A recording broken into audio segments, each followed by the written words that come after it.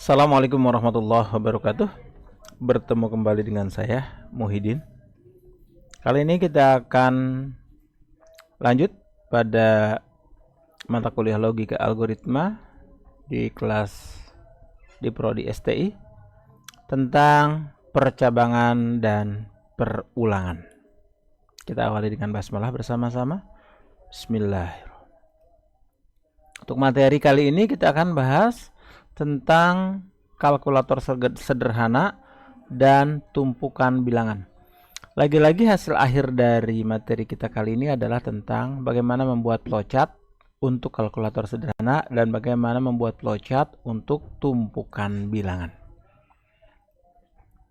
Target mata kuliah: mahasiswa dapat memahami logika proses kalkulator sederhana, memahami logika proses untuk menampilkan tumpukan bilangan, lalu menjelaskan pemakaian operasi percabangan untuk pembuatan kalkulator sederhana, menjelaskan pemakaian operasi perulangan untuk membuat tumpukan bilangan.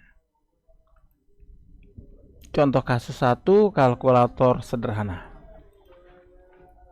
Permasalahan: buatlah program kalkulator sederhana yang dapat melakukan operasi tambah, pengurangan, perkalian, dan pembagian terhadap dua bilangan.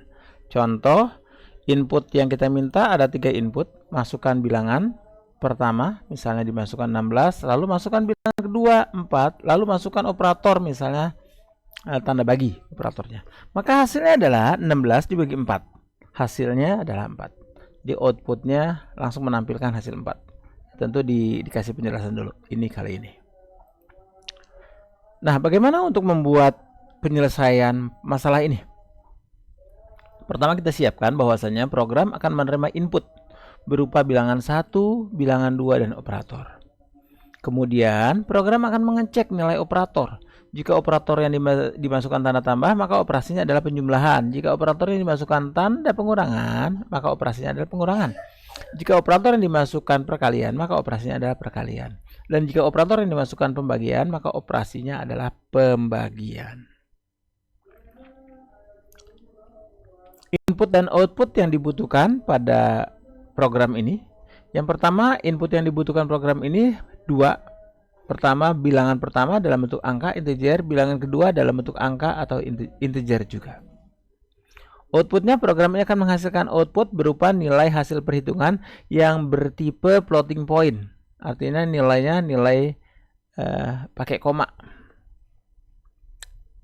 Kalau tadi contoh 16 bagi 4 ya cukup 4, tapi kalau misalnya yang dimasukkan adalah 17 bagi 4, maka nilainya adalah 4 koma. Struktur dan logika pemrograman yang dibutuhkan: pertama, variabel bertipe integer untuk menyimpan data bilangan 1. Misal kita beri nama variabel tersebut dengan nama bil1. Kedua, variabel bertipe integer untuk menyimpan data bilangan 2, kita beri nama bil2. Variabel bertipe karakter untuk menyimpan jenis operator. Misal kita beri nama variabelnya adalah OP, operator.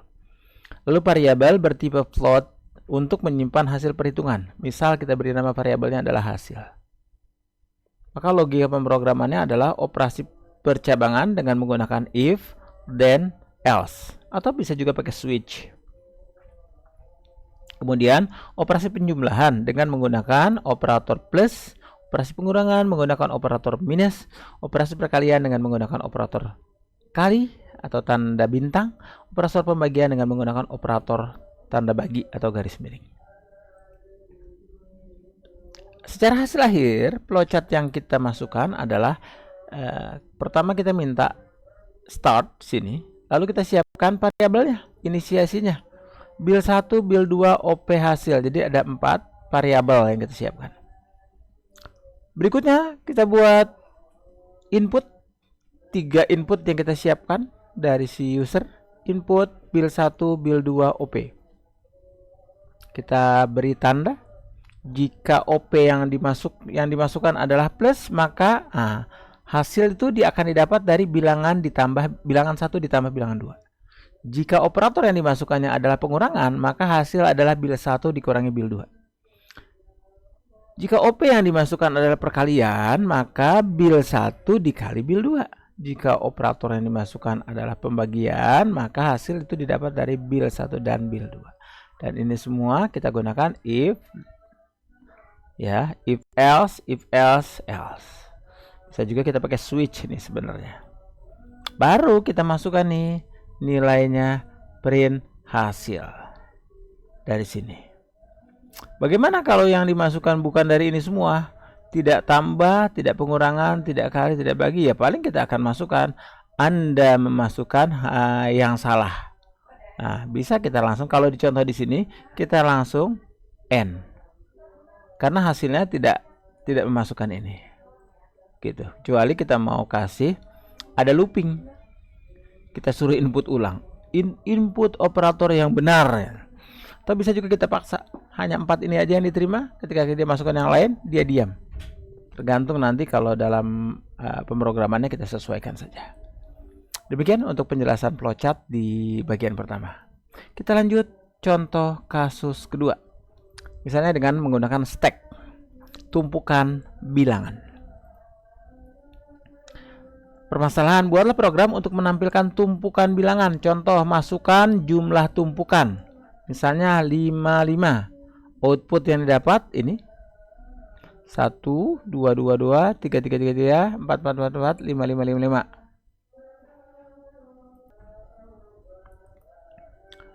Cara penyelesaiannya untuk membuat tumpukan bilangan seperti pada contoh kasus di atas diperlukan 2 kali perulangan. Berarti ada loop di dalam loop atau disebut dengan nested loop. Nested looping. Perulangan pertama untuk tingkatan, sedangkan perulangan kedua untuk mencetak angka pada tiap tingkatan.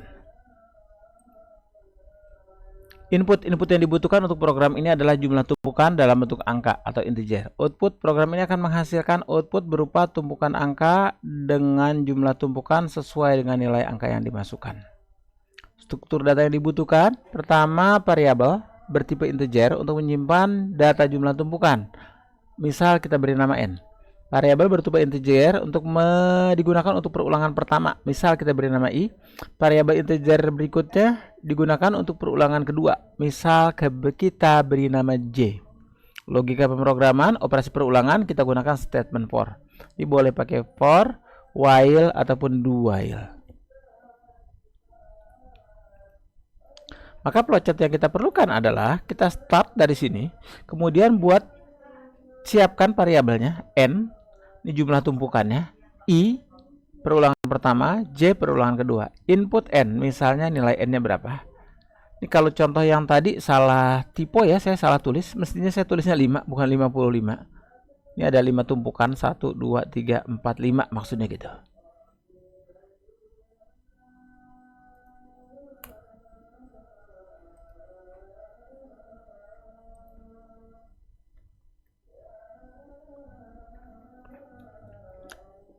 Oke, maka kita akan masuk, lanjut. Dari sini kita masukkan input n, misalnya dimasukkan nilai 5, maka nilai n-nya 5. Nilai i-nya diawali dengan 1, nilai j diawali dengan 1. I1, i kurang dari atau sama dengan n, j kurang dari atau sama dengan n, print tanda kosong, spasi doang. Artinya cuma biar ada jarak saja. Jadi yang pertama kita akan masuk for untuk nilai i. Nilai benarnya adalah i nilainya 1 dengan i kurang dari atau sama dengan n. Nilai n yang didapat misalnya 5. Nilai awal n-nya misalnya 5. N sama dengan 5. Maka di sini nih dapatnya 1 kurang dari atau sama dengan 5. Benar. Kalau dia benar dia lanjut. Perulangan yang kedua yang dijalankan. Nilai j. J sama dengan 1. Dengan ketentuan j kurang dari atau sama dengan n 5 dikurangin dengan i 1 berarti 4. Nilai j tadi adalah 1, maka 1 kurang dari 4 ini juga nilainya true. Ketika dia nilainya true, print spasi, maka dia langsung masukin spasi dulu nih. Setelah dia masukin spasi, ini outputnya ya. Output pertama adalah spasi. Jadi nilai kalau boleh saya masukin di sini, pertama dia akan masukkan spasi. Langsung dimasukkan ke sini berikutnya. J sama dengan 1, J kurang dari atau sama dengan 2 dikali I. Maka dia akan lihat nilai J tadi masih 1.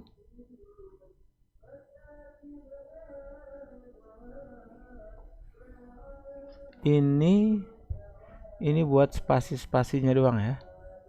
1. Dia ada berapa? Oh, ada berapa kali spasinya ya. Dia printnya cuma spasi doang. Ini baru print I ya.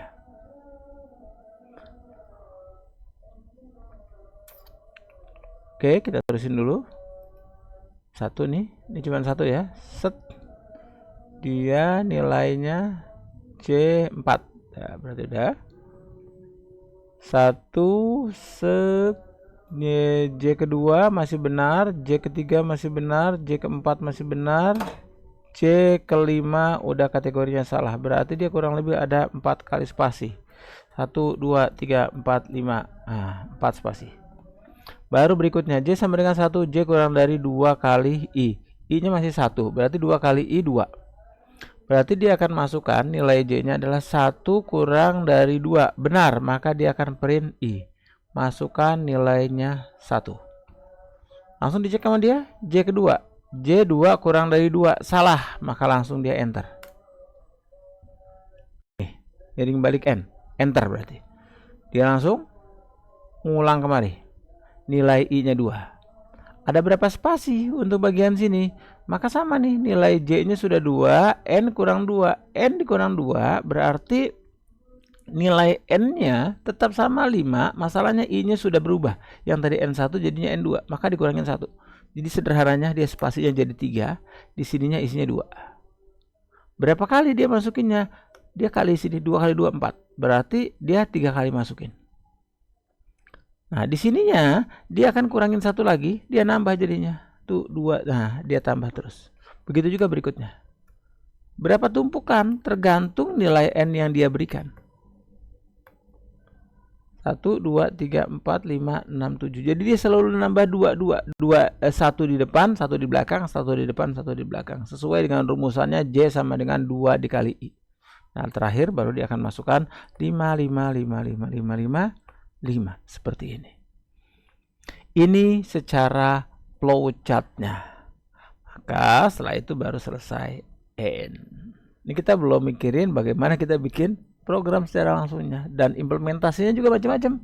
Kita mau pakai bahasa pemrograman apa? Kita bisa gunakan Java, Python, PHP, Golang ataupun yang lainnya. Demikian, semoga bermanfaat. Ini referensinya.